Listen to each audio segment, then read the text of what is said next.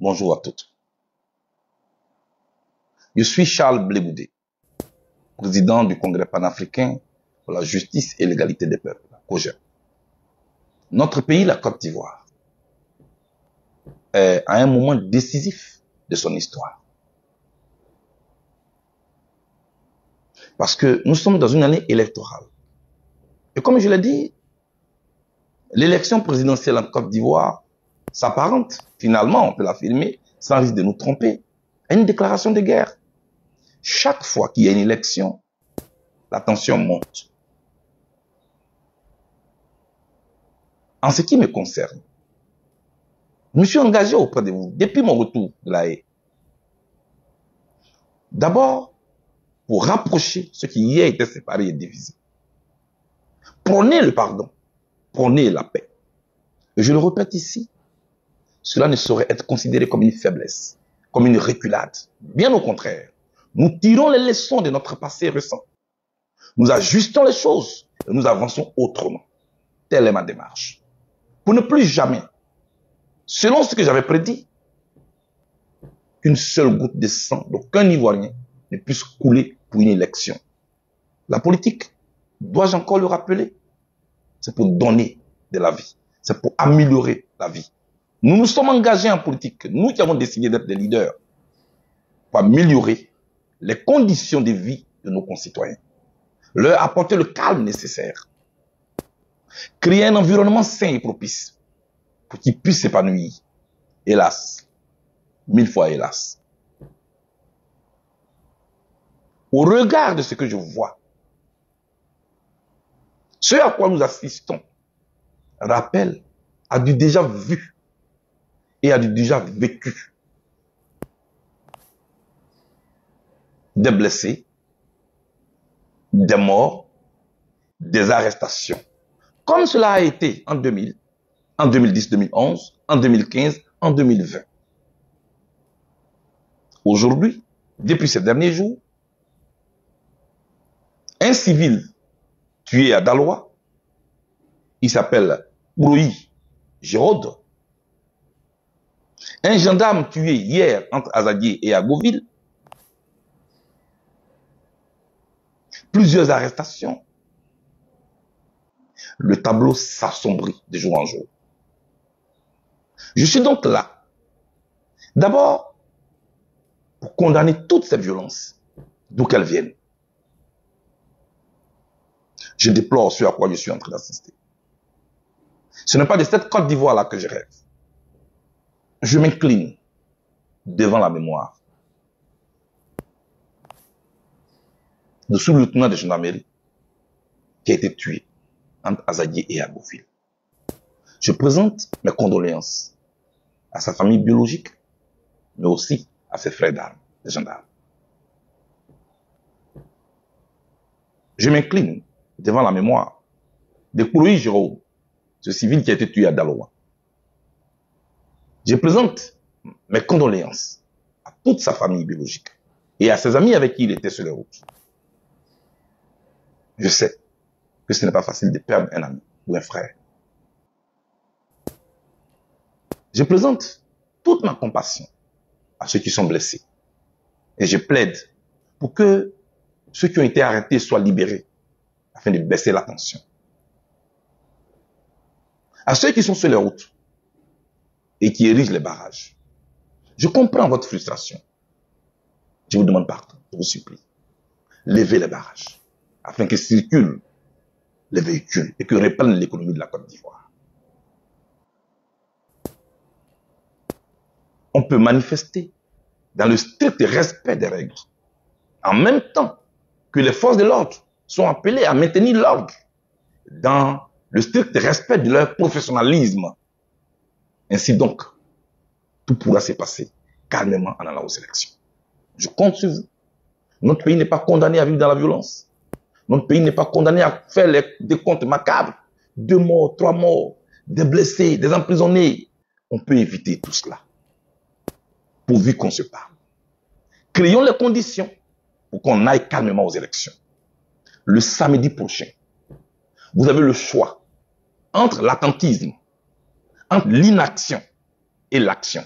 L'action ici, c'est le vote. Ce sont les urnes. Je le répète une dernière fois encore. Votre bulletin de vote est plus puissant qu'une arme à feu. Sauf que le bulletin de vote ne crée pas de morts.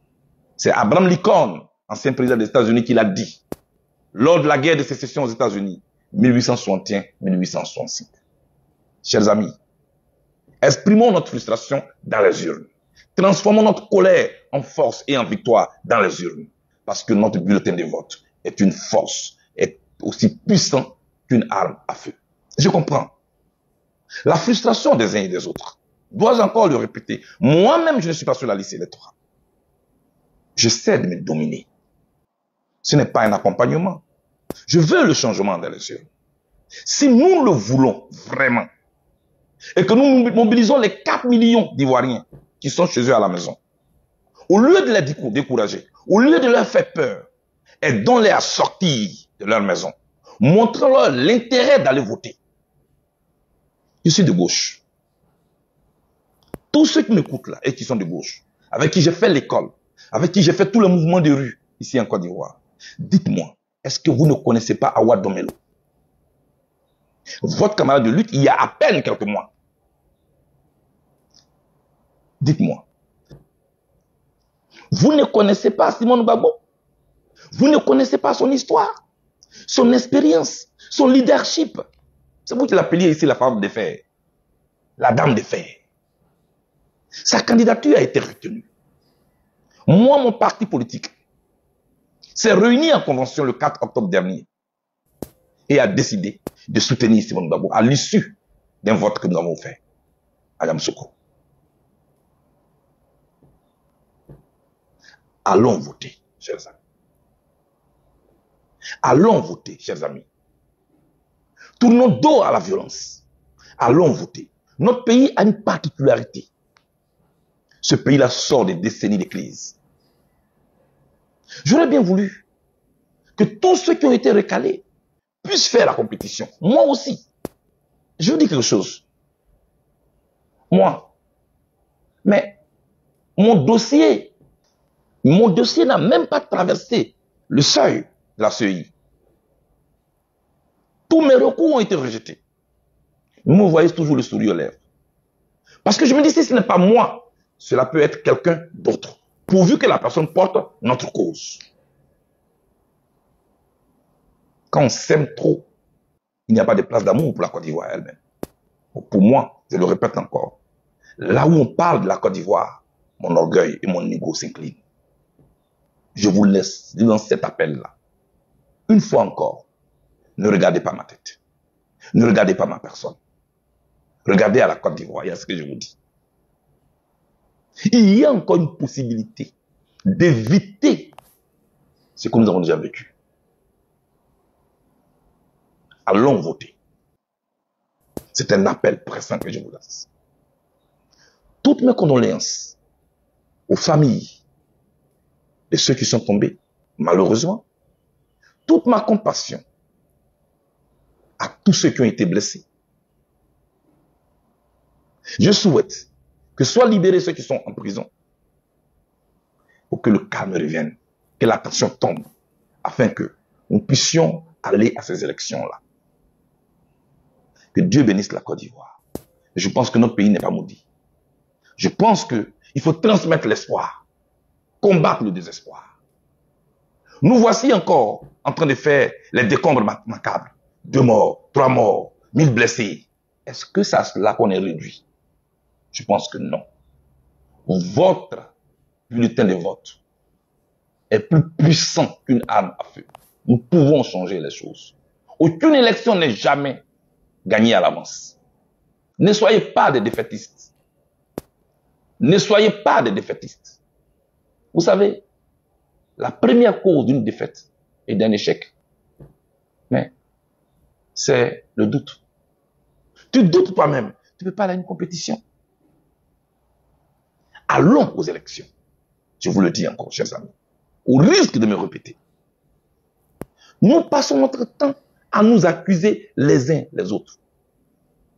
Militants de l'opposition, de gauche ou de droite, cela nous affaiblit. Cela ne nous apporte rien.